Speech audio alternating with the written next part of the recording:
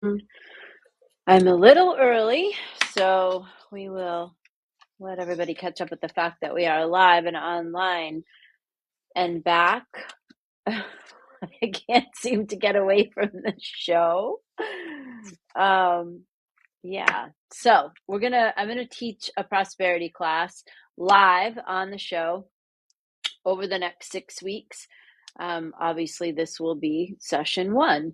And we do have a Facebook group that goes along with the page. And so inside that Facebook group, I will drop any deliverables that will go along with the show. We'll also get them up live on the site in our free section on unbreakablewisdom.com. So you guys can find everything that you need.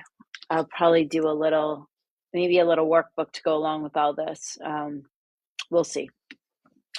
So, session one, talking about the stories that run your life, the stories that are running your life underneath everything. Yeah. Okay. So, we all have a narrative that's running underneath everything. Before we can even talk about, before you can get to prospering, part of your prospering is to recognize the internal conversations that you're having, right? And to recognize what's happening under the surface, what's running your life, the conversation and the narrative that's running your life underneath everything. And so that's why I always start a prosperity conversation with that, because if we can't figure out, no matter how many tools you use or how much work you do, if you can't dig out the internal narrative that's running underneath everything, you can't change any outer circumstance. So we have to find the stories that are running your life underneath everything. You have to start to be able to be a detective and vet those things out. This is because a lot of people talk about the law of assumption. So I just want to set the record straight on that a little bit, because there's a lot of manifestation type online coaches out there talking about the law of assumption. So let's just break down the law of assumption with some real facts about what it is and what it isn't. So it originates, that term originates from Neville Goddard's book from 1944 that's called The Law and the Promise. And he taught, assume the feeling of the wish fulfilled and persist in that assumption until it hardens into fact. Okay, so he says basically, assume the feelings that you would have if what you're wishing for was already done, and then persist in feeling that way until it hardens into a reality, into a fact. Gabby Bernstein teaches versions of this. Esther Hicks teaches versions of this. There's a lot of people teaching versions of Neville Goddard's law of assumption, okay, which originated in 1944. What it isn't is fake it till you make it, just visualize more and it will happen, act as if and don't do any other inner work and it will happen. Okay, so I want to make sure you understand that changing your internal narrative and changing your stories it's a process, and it also requires discipline and consistency, which we'll get into as we move along here. Okay, because that, just like act as if, is part of what we all teach, and it is accurate, but there is more to it than that. And fake it till you make it and visualize more, like those are all part of the actual law, but only taking it at that surface value is a shallow interpretation of the law of assumption. Okay, the real origins of the law of assumption are from the 1800s, and they are from people like Phineas Quimby, Emma Curtis Hopkins, Charles Immortal Fillmore, Catherine Ponder, Florence Scovel Shinn, and Ernest Holmes. So the premise and metaphysical basis of the law of assumption is from a much older principle, okay? And that older principle says And that's from the 1800s, by the way. So if you really want to dig into the metaphysical study of prosperity, I suggest that you go back and look for these books from the authors, some of the authors that I just mentioned. Some are from the 1800s, and then some come forward because some of those other people studied the stuff from the 1800s. This stuff has been around for a really long time. And when my mother started me studying with her, I was 7, she was in her 30s, and we started out with Emma Curtis Hopkins and the Fillmores and Florence Scovel Shinn's work. So we started with the really old work and then came into the future with the Catherine Ponders and all of that, right? So when I'm talking about this stuff, I'm talking to you from 50 years of studying, excuse me, studying the work, not only from the people that are teaching it now, like I love Esther Hicks and I love Gabby Bernstein and Wayne Dyer and all those people, and Catherine Ponder, we all know I'm a big fan of hers. And then, working backwards, right? So when I'm speaking about this, I'm talking to you from a vast history of working with this stuff for 50 years now. Well, I'll be 58 this year, so I guess 51 years soon. Okay, so the older principle of the law of assumption says consciousness precedes form. And I promise you this is all backing up to how we have to change your internal stories. Because your stories are working on what you assume to be true about you, okay? And your stories are running your life. So if I can't make you understand the law of assumption, then I can't have you understand how to change your story. Okay? That's why I'm bringing up the law of assumption, because I see a lot of surface level online coaches teaching only like the top level of some of this work, which is like the fluffier part and the friendlier part and the nicer part. And the issue there is, although that will work, it will not hold, okay?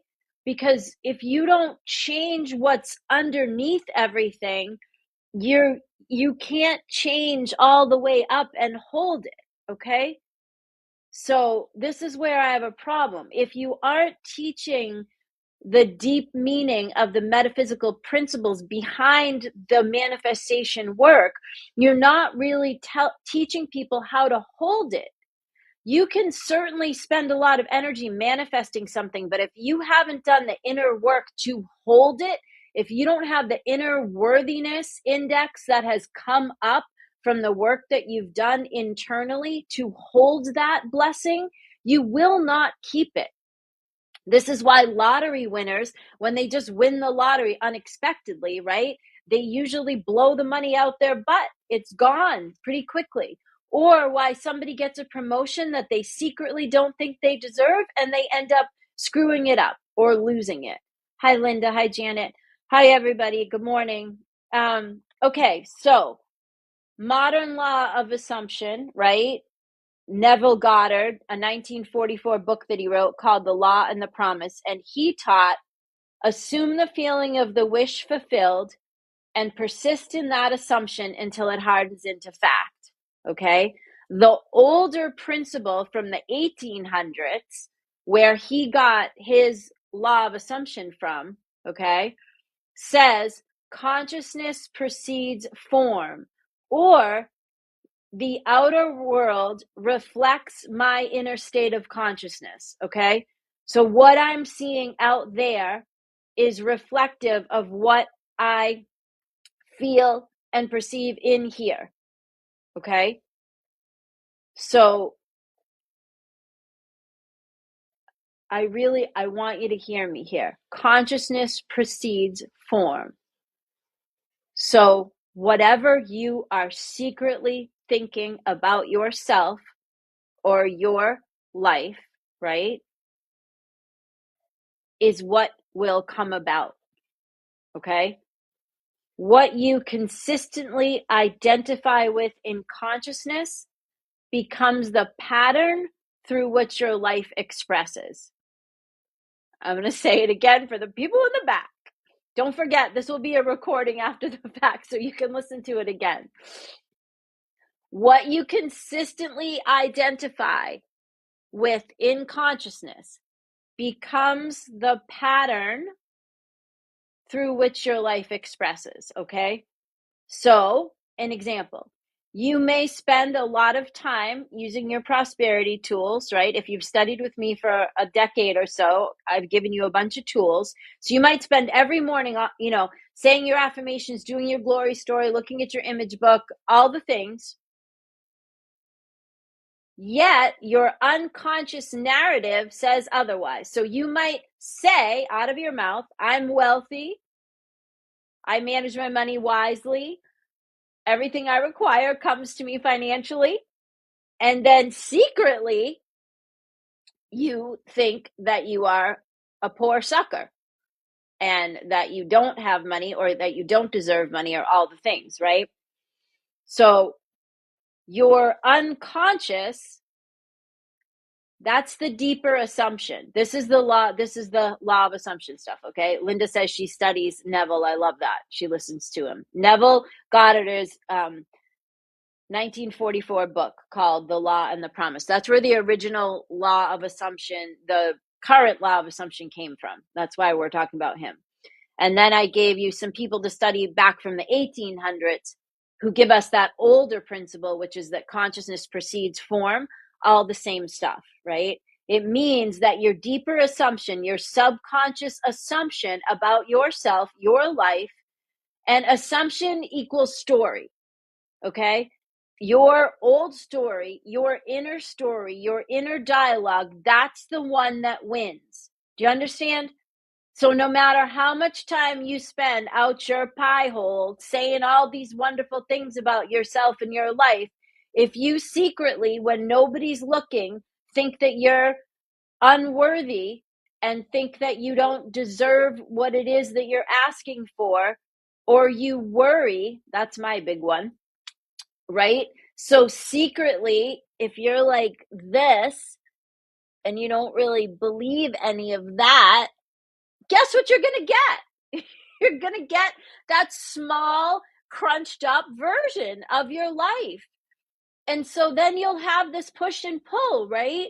Because you'll be doing all this work, you'll be saying these things, and you'll be working really hard in the outer to change the circumstance.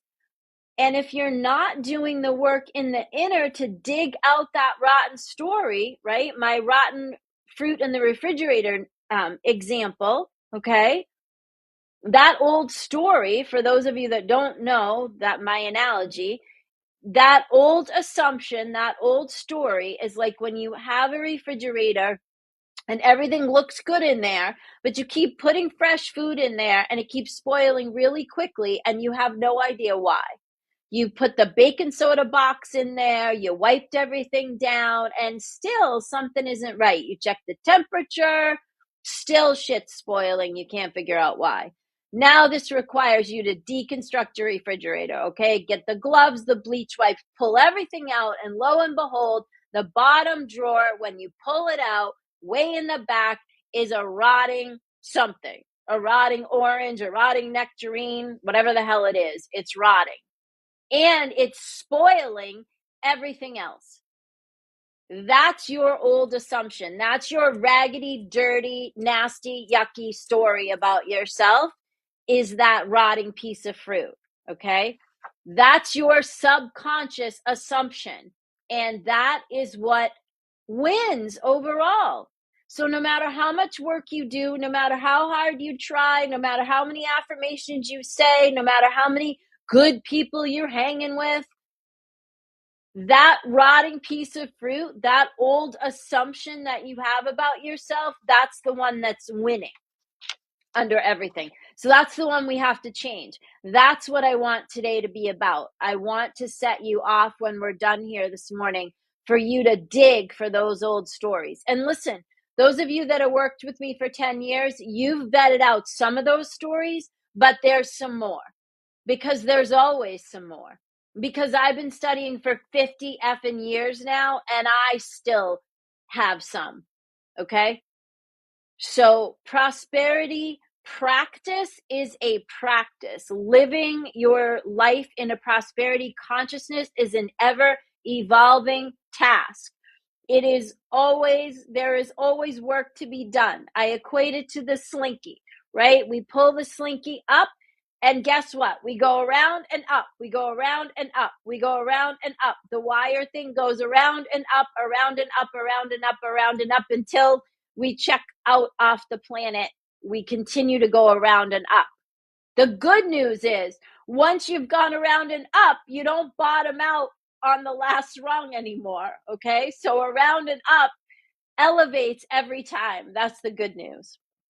So even if Janet's on here, and I'm sure Missy and Beth are here somewhere, and these guys have studied with me for over a decade now, and you still have a story. There's still an old assumption that's holding you back. Okay. There's an old story there somewhere. You have to live from the end, meaning that you have to move your identity before you can move the circumstances. You have to move what you think about yourself before you can move the circumstance. Okay. You have to shift your internal dialogue before the outer circumstance will shift. Reality is first mental and then material. You have to hold it first in mind before you'll see it in the outer. And you have to hold it first in mind over and over and over and over again. Janet's saying it's a daily battle. Let's look at it not as a battle. It's a daily exercise. It's a daily practice. It's a daily practice. And sometimes when you're having a bad day, it's a moment by moment practice. This has been just a hard week for me. Energy, I'm not sure why even, but I literally moment by moment, I am having to give myself a new narrative moment by moment. No kidding. And that's after 51 years almost of practicing. So what I want is for you not to be discouraged, okay? That you're still doing the work, because the work is here to be done. We're always going to be doing the work. The good news is we elevate. When you look at yourself now as opposed to who you were 10 years ago, that's a different elevation of yourself. Okay. So we keep elevating. We keep digging out the story that's not working, and we keep replacing it, and we move on. Okay. So the law of assumption isn't about getting the things, right? It's about becoming identified with a particular state of consciousness. Okay? It requires you to have a new identity. Change the assumption, change the story. Same thing, right? The assumption is what you assume about your life or yourself. The story is connected to that, because the story is telling you how you feel, and you are buying into that, and that is becoming your assumption. Okay. And then here we are, right?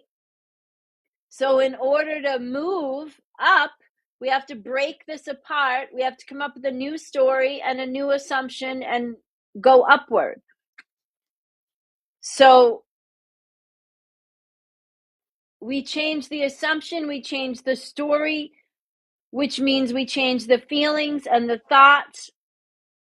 When you can change the story and the assumption elevates, right? Your reality begins to reorganize itself around the new understanding. Okay? So you have to assume the consciousness of the person that you are wanting to be. Whatever it is that you are wanting in your life, you have to assume the consciousness of that version of yourself, and that's how we get you there. This is the same thing that Esther and Abraham Hicks talk about. Gabby Bernstein talks about it. There's a lot of great people out there talking about this very same thing. Okay? What we want is for you to assume the consciousness of the person for whom that future is a natural expression. So you have a particular thing in mind, a particular identity you want for yourself, a particular thing you want to achieve. And that person has certain thoughts, feelings, and actions because that person at that level, they are expressing themselves naturally at that level, right? Because they're already there. That version of you is already there. So what we want to do is get you there. We want you to start expressing and living in the consciousness of the person that you're wanting to become in the future. For some of you, I'm afraid that's not going to make sense. So I'm trying to think of another way to say it.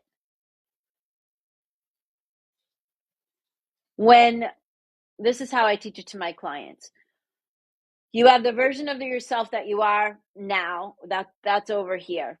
Okay. And over there, you are who you are in the moment. And you want different things for yourself. So one of the things that we have to do over here is disengage you from the past, right? Which is looking at the old stories and the old assumptions. We got to break that apart. We have to start you digging for what you're actually telling yourself and what's living under the surface of your life.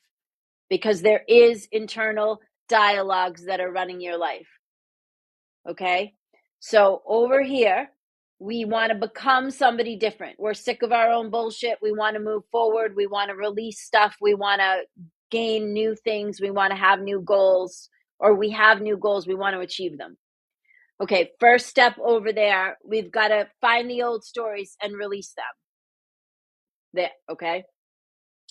Part of that old story, by the way, is a meaning that you assigned to an event that occurred. That's how we get a story. A story comes from something happened, an event, an incident, a situation occurred. You made up what it meant. And sometimes you were 5 or 2 or 4 or 11, and something occurred for you, and you decided what that meant. And that has become your assumption about yourself. And that has become your story. And it's underneath there running everything. And it could have been as simple as you were euphoric when you were little, talking about how you wanted to be a rocket scientist or a astronaut, and somebody said to you, that's ridiculous, you'll never be that, you'll never do that. Somebody might have told you money doesn't grow on trees. Somebody might have told you that you have to suffer to get your results, and like whatever. Those are all old narratives that aren't serving you anymore, but you've got to look for them. They're not just, they won't give up easily, right? Because they are disassociated parts of yourself, the parts of yourself that lived in those stories. You got to make peace with all that. So over here, we are a particular way. We want to become something new. We got to make peace with all that shit, and we got to disengage from it, and we have to be willing to move forward and let the past be in the past and let it go. Okay, but you got to get right with it before you let it go, and that's a whole nother conversation. Okay, so now we get to the middle, which is a mess. It's usually messy in here. Some days it's great, some days it sucks, some days it looks like you want it to, some days it doesn't. And from here, we're going there, okay? Because we're like, oh, we were this version of ourselves. I'm done with that. I want to be a new thing. Okay, now I'm here. And I'm saying, I'm done with that. I want to be a new thing, but I am not yet the new thing. Okay? So I want to go there. Well, how am I supposed to get there, Noelle? Right? Because right here, I've got this checkbook balance. I have this many clients. I have this job. I have this weight gain, whatever. How do you expect me, Noelle, to sit in this mess and get myself into the consciousness of this person. Like, what's wrong with you? How am I supposed to do that? Okay, I'm going to tell you. So we're here. It's gross. It's messy. Some days it's good. Some days we're like, yeah, we're tracking it, man. We're going. And then something else happens and we slip and slide. Imagine this like spring, okay? It's muddy. You're slipping, you're sliding, you're falling into the mud. You're getting up. You're planting some flowers. You're falling down. It's freezing. It's warm. This, that. That's the middle. It's okay. It's supposed to be like that. All right. I was having a moment last night with my messy middle, and Josie Martinez is a friend of mine and a accountability partner of mine. And I was texting her and she was reminding me, she's like, you've got this. We've got this. It's like, this is part of the process. God's got you. So when you're in the messy middle, it's good to have friends, right? That you can hang on to when you are falling. Okay, because they will remind you of who you are, because who you are, by the way, is the architect of your life. Who you are is the person that gets to say what happens. Nobody else gets to say that for you. Okay? Just because you assigned a meaning to a story from an incident that happened a year ago, 2 years ago, 50 years ago, just because you assigned that meaning to it in that moment does not mean that that is the correct meaning anymore. And it doesn't mean that you have to hold on to that any longer. You get to assign a new meaning, and we'll get to that in a second. So you're here, you're messy, it's yucky. You're going there, okay? So how I want you to, we have to, you know, when you see try on a new blazer or a new dress or some like amazing piece of clothing, and you put it on and you feel different. You feel like, I've got this. I can do this. I can overcome this. You feel different. So what I want you to do is think about this new consciousness, right? Because we want to assume the consciousness of ourselves up there. We want to assume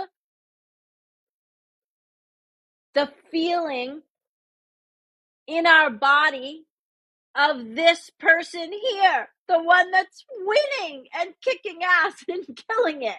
We want her or him. We want to feel like that person. So what gets us there, right, is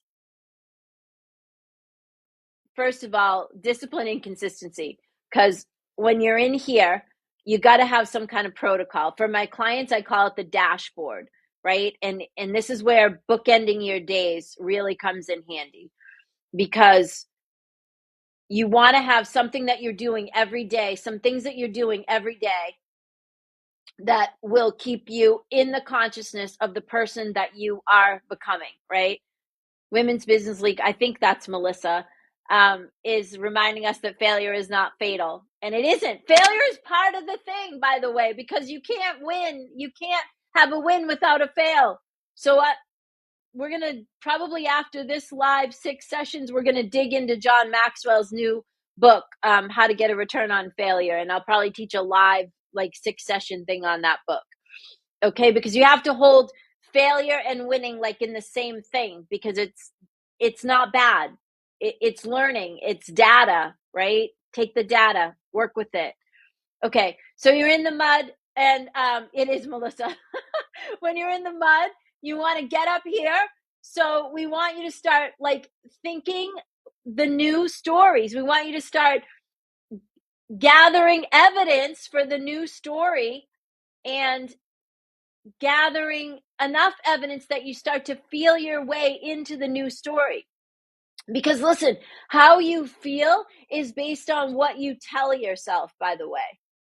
How you feel is based on your internal narrative.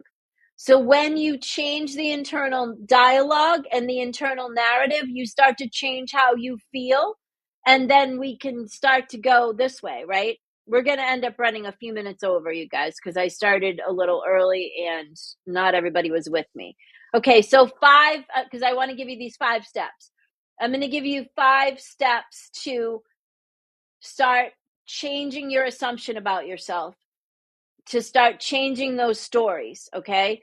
And we'll build off this next week. So these next 6 weeks will be built, like we're going to build off the next thing and then the next thing, okay? So if you do miss the show, I recommend you go back and watch the week that you missed so you can keep moving along with us.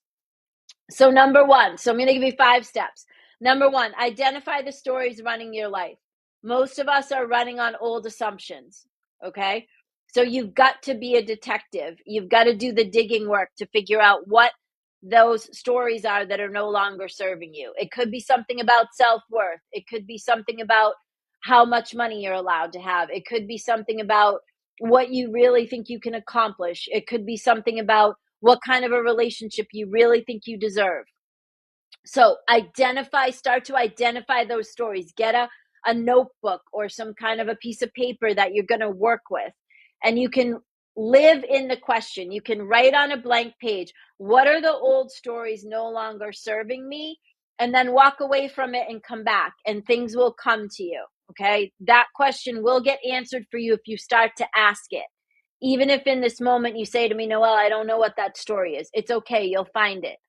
Number 2, separate fact from fiction.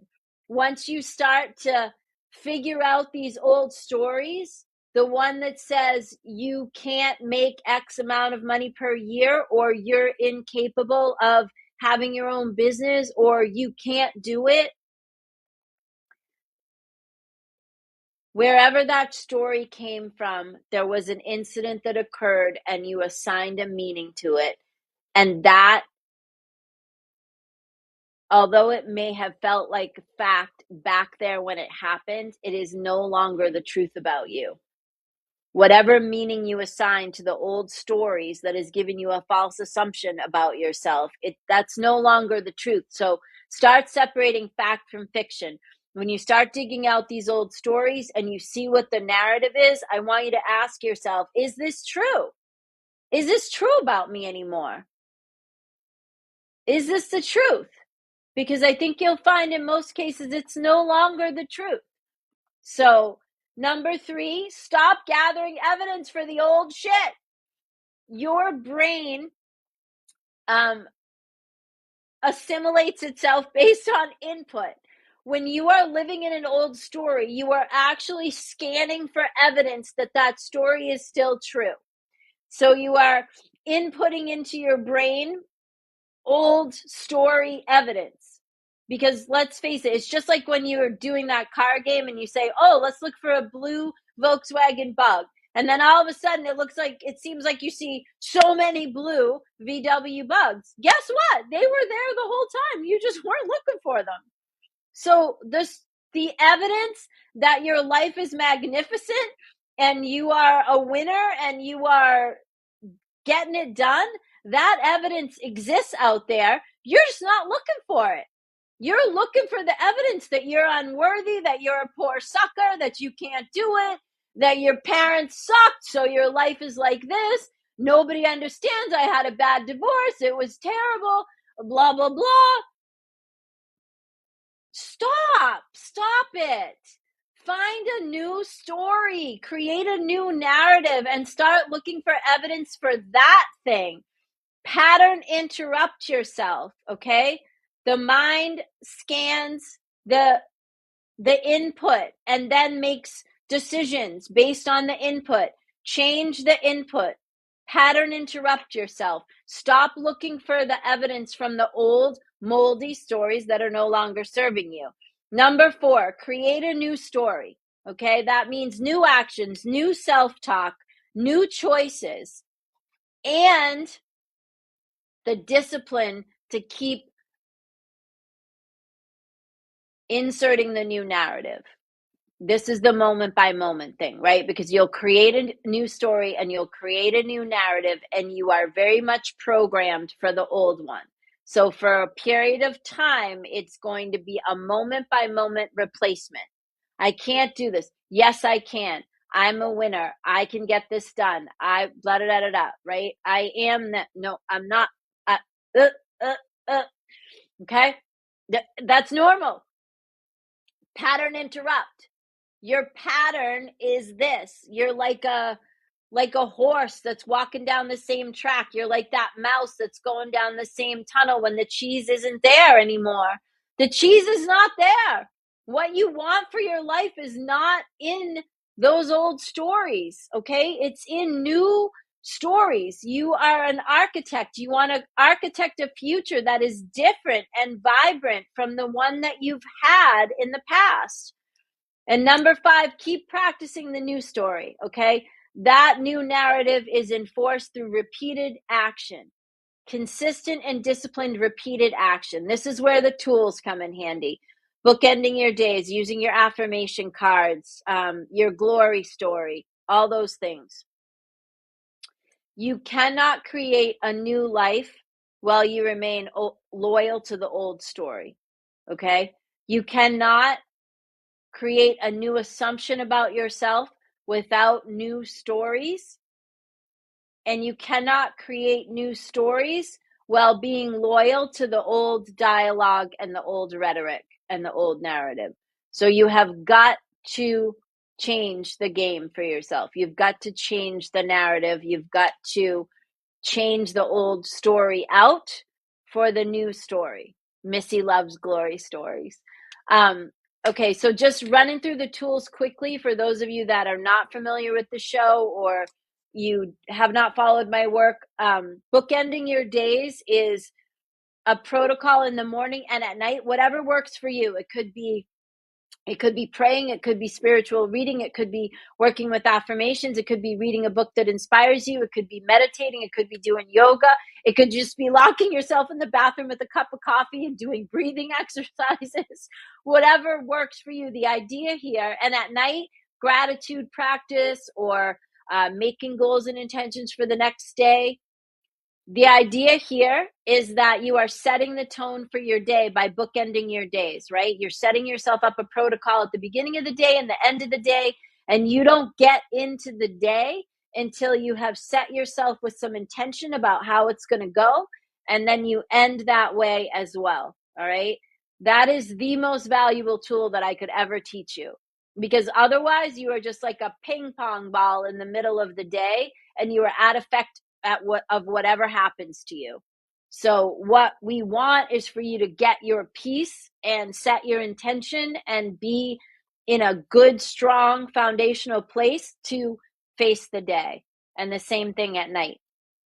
Okay, glory stories is writing this version of you, writing a small story every day for how the day is going to go as if the day already occurred, and then reading that to yourself a couple of times. Missy has done it for, she's been a student. She's here in the comments. She's been a student for about 10 years now. She does this when she travels. She writes a glory story for the way that the trip is going to go, as if it's already occurred that way. I use them all the time. It's a powerful tool because you are writing a story as if something already occurred. So if you have a big meeting or you have an interview or something is, you may want to that as if it's already happened. Like, oh, the meeting was amazing. Happened. You get the idea. Okay, affirmation cards, index cards, one affirmation per card or one statement per card for the direction in which you are moving. You can also use these if you're really working on trying to shift something, a situation or circumstance. You can have the affirmations line up on each card to be pointing in a particular direction for the outcome that you want. And we use those affirmation cards like flashcards. Remember when you were little and you just kept learning your times tables with the flashcards and eventually it just sunk in like rote? That's what we want for those affirmation statements. I work with 3 stacks on any given day, and I am changing them out about every 6 months depending on what's going on and what I want to work on. All of these tools I use myself. I don't teach anything that I don't use daily. My husband's on here, John, he can attest to that. I spend about an hour every morning. I don't have a little kid anymore. He's all grown up and doesn't live here. So I have time. When he was little, I spent about 20 minutes in the morning and about 20 minutes at night. Oh, my voice is going. Okay. So affirmation cards, glory stories, bookending your days, visualization tools, an image book or a vision board, An image book is just a vision board in a book form, so it's more private to you, so it's not like up on the wall where everybody can see it. That's your pictures and phrases and things for, what you want to make manifest and where you want to go. We'll devote probably one session to the tools at some point, or I'll put it in the Facebook group.